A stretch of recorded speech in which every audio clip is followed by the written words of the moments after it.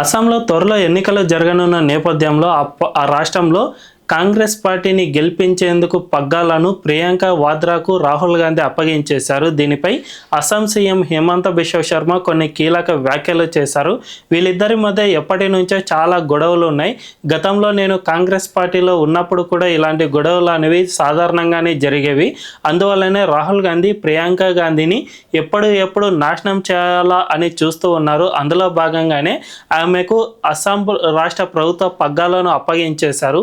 ఒక వయనాడ్ ఎంపీకి కేరళకు సంబంధించిన పగ్గాలు అందజేయలేదు, కానీ మా రాష్ట్రానికి సంబంధించిన బాధ్యతలు ఇవ్వడం వెనుక ఒక పెద్ద కుట్రే దాగి ఉంది. అదేమిటంటే ప్రియాంక వాద్రా ఎలాగో ఇటు అస్సాంలో కాంగ్రెస్ పార్టీ ఓటమి పాలవుతుంది కాబట్టి ఆమె వల్ల ఏమీ కాదు అని రాహుల్ గాంధీ నిరూపించాలని అనుకుంటూ ఉన్నారు. అందువల్లనే ఆమెకు తమ రాష్ట్ర బాధ్యతలను అప్పగించారు. తద్వారా రాహుల్ గాంధీనే గొప్ప లీడర్, ప్రియాంక వాద్రా ఎందుకు పనికిరాదు అని రాహుల్ గాంధీ నిరూపించడంలో భాగంగానే ఇలాంటి బాధ్యతలు అప్పగించారు అని హిమంత బిశ్వ శర్మ కీలక వ్యాఖ్యలు చేశారు.